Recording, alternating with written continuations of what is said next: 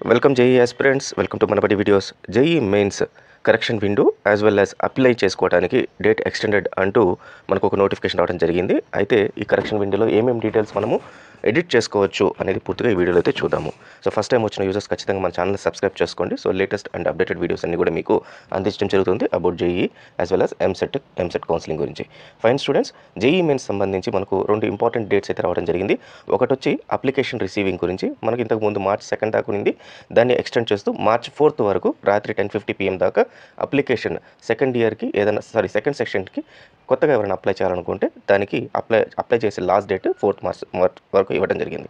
అలాగే దానికి సంబంధించిన ఫీజు ఏదైనా ఎక్స్టెండెడ్ ఫీజు అంటే ఫస్ట్ సెషన్ మీరు ఫీ ఒకటి కట్టేసి ఉంటారు, బట్ సెకండ్ సెషన్కి ఇంకా ఫీ కట్టుంటారు అనుకోండి. సో ఆ సెకండ్ సెక్షన్కి కూడా ఫీ ఏదైతే ఉంటుందో ఎక్స్టెండెడ్ ఫీ కూడా అదే టైమింగ్ లైన్స్ ఏవైతే ఉన్నాయో 4 March and up to 11:50 PM దాకా మీరు చేసుకోవచ్చు.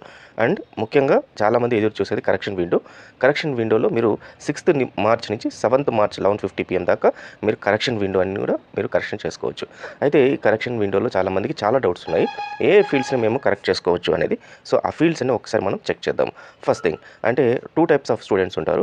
సెషన్ 1 అండ్ సెషన్ 2 ఒకేసారి అప్లై చేసిన వాళ్ళు, సెషన్ 1 అప్లై చేసి సెషన్ 2 కోసమని ఇప్పుడు అప్లై చేస్తున్న వాళ్ళు ఎవరైతే ఉంటారో వాళ్ళందరికీ సేమ్ అయితే కరెక్షన్ విండోలో సేమ్ డీటెయిల్స్ అయితే కరెక్ట్ చేసుకోవచ్చు. ఫస్ట్ థింగ్ వచ్చి కోర్స్ పేపర్ని కరెక్ట్ చేసుకోవచ్చు. అంటే పేపర్ అంటే మీకు BE అప్లై చేయొచ్చు, బీటెక్, బీ ప్లానింగ్ ఈ 3 ఉంటాయి. సో బీటెక్ వాళ్ళు బీ ప్లాన్ కానీ, బీ ప్లానింగ్ వాళ్ళు BE కానీ ఈ రకంగా మీరు ఏదైనా కూడా వైస్ వర్సా చేసుకోవచ్చు. Medium of question paper, so ఇంతకుముందు మీరు ఇంగ్లీష్లో పెట్టుంటే దాన్ని హిందీ ఆర్ తెలుగులో మీరు దాన్ని సెలెక్ట్ చేసుకోవచ్చు. State code of eligibility, so first సెషన్లో మీరు ఒకవేళ స్టేట్ ఆంధ్రప్రదేశ్ ఆర్ తెలంగాణ అది ఇతర స్టేట్స్ పెట్టుంటే దాన్ని మార్చి ఇప్పుడు కొత్త స్టేట్స్గా పెట్టుకోవచ్చు. దాని examination cities as per the available options. So available options అంటే ఫర్ ఎగ్జాంపుల్ మీ state code of eligibility AP నుంచి తెలంగాణకి మార్చారనుకోండి, తెలంగాణలో మీకు హైయర్ డిమాండ్ ఉంటుంది హైదరాబాద్లో, అక్కడ సిటీస్ అవైలబిలిటీ చూపిస్తారు.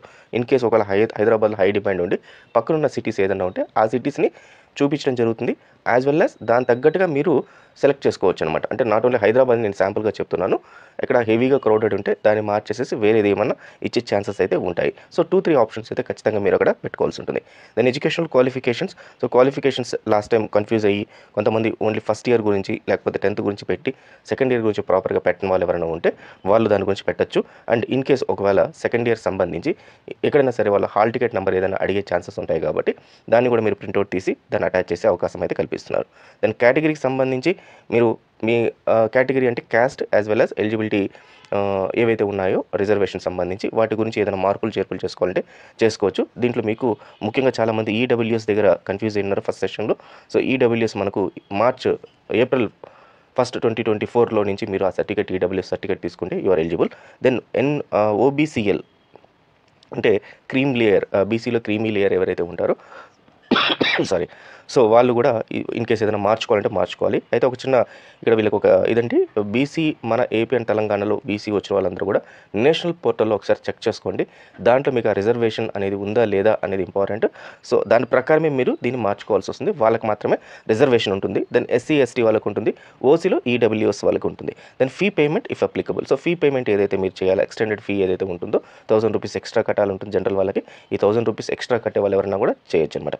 అయితే ఈ కరెక్షన్ చేసేటప్పుడు ఈ ఫీల్డ్స్ అన్ని కూడా మీరు ఫీ అప్లై కట్టిన తర్వాతే, అడిషనల్ ఫీ ఏదైతే ఉందో అడిషనల్ ఫీ కట్టిన తర్వాతే ఇవన్నీ ఎడిట్ చేసుకోవడానికి వాళ్ళ అవకాశం అయితే కల్పించడం జరిగింది. సరే, సేమ్ అలాగే ఫస్ట్ సెషన్లో అప్లై చేసి సెకండ్ సెషన్ అప్లై చేయని వాళ్ళకి ఇవన్నీ, అలాగే డైరెక్ట్గా సెకండ్ సెషన్ అప్లై చేసే వాళ్ళకు కూడా ఈ వీటిలో మాత్రమే మీరు ఎడిట్ చేసుకోవడానికి అయితే అవకాశం కల్పించారు. అయితే చాలామంది స్టూడెంట్స్ కొన్ని డీటెయిల్స్ అయితే మేము ఎడిట్ చేసుకోవాలని అడుగుతున్నారు. సో వాటిలో ముఖ్యమైనది మొబైల్ నెంబర్ ఎటువంటి పరిస్థితుల్లో ఎడిట్ చేసుకోవడానికి లేదు. అలాగే ఈమెయిల్ అడ్రస్ కూడా మీరు ఎడిట్ చేసుకోలేరు. Address permanent and present address ఏవైతే ఉంటుందో దీన్ని ఎడిట్ చేసుకోలేరు. మరి నేను state code of eligibility select చేసుకున్నాను కదా, దాంట్లో నేను ప్రజెంట్ ఉన్న అడ్రస్లో నేను స్టేట్ పెడితే అప్పుడు ఇక్కడేమో నాకు చేంజ్ చేయడానికి లేదంటున్నారు కదా అడ్రస్ అని చాలామంది క్వశ్చన్ రావచ్చు. అది స్టేట్ కోడ్ ఆఫ్ ఎలిజిబిలిటీ మీరు ఎగ్జామినేషన్ రాయడం కోసం అని చెప్పి ఉపయోగపడుతుంది. ఇదేమో మీరు ఎక్కడ ఉంటున్నారు అనే దానికి ఉపయోగపడుతుంది. సో ఇంచుమించు state code of eligibility change చేస్తే మీరు ఎగ్జామ్ రాసే సిటీ చేంజ్ అవుద్ది. సో అంతవరకు అయితే మీకు హెల్ప్ అవుద్ది. దెన్ ఎమర్జెన్సీ కాంటాక్ట్ డీటెయిల్స్, మీ సో ఎమర్జెన్సీ కాంటాక్ట్ డీటెయిల్స్ ఏవైతే ఉన్నాయో వాటిని కూడా మీరు చేంజ్ చేసుకోవడానికి ఉండదు. Then photograph of the candidate, ఇది కూడా మనకు చాలామంది కామెంట్స్లో పెట్టారు, ఫోటోగ్రాఫ్ సరిగ్గా తీయలేదు లాస్ట్ టైం అని. సో ఇది కూడా మీరు చేంజ్ చేసుకోవడానికి లేదని చెప్పి ఇచ్చారు. Then candidate should be allowed to change any one of the fields అని చెప్పి ఇవ్వడం జరిగింది. అంటే వీటిలో ఉన్న వాటిల్లో క్యాండిడేట్ నేమ్ చేంజ్ చేసుకోవచ్చు. అంటే స్పెల్లింగ్ మిస్టేక్ పొరపాటున ఏదైనా పడి ఉంటే ఆ స్పెల్లింగ్ మిస్టేక్ దిద్దుకోవడానికి ఇక్కడైతే అవకాశం ఉంది. అయితే ఇదర్ క్యాండిడేట్ నేమ్ కానీ ఫాదర్ నేమ్ కానీ, అంటే రెండు మార్చుకోవడానికి ఉండదు.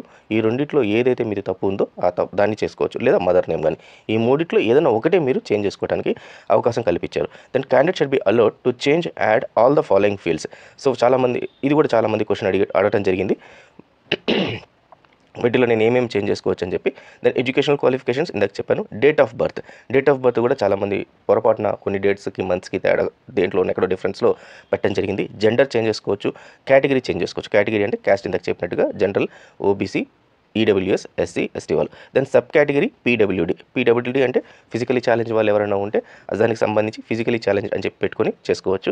దెన్ సిగ్నేచర్ కూడా చాలామంది లాస్ట్ టైం తేడా ఉండటం వల్ల దాన్ని కూడా ఎక్స్టెండ్ చేయడం జరిగింది జేఈ వాళ్ళు. కాబట్టి సిగ్నేచర్ ఒక వైట్ పేపర్ పైన మీరు పెట్టే సిగ్నేచర్ ఏదైతే ఉంటుందో క్లియర్గా దాన్ని చేసేసి దాన్ని స్కాన్ చేసి మీరు అప్లోడ్ చేయాల్సి ఉంటుంది.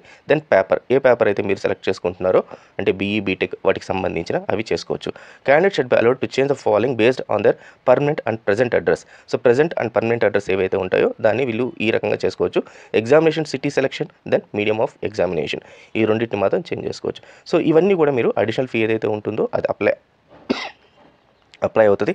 అప్లై అయిన తర్వాతే ఈ డీటెయిల్స్ అన్ని కూడా చేంజ్ చేసుకోవడానికి అయితే అవకాశం కల్పించారు. గుర్తుంచుకోండి, 6th to 7th వరకే మనకు ఈ ఛాన్స్ ఉంది, అది కూడా రాత్రి 11:50 PM దాకా. So all the best students, thank you very much.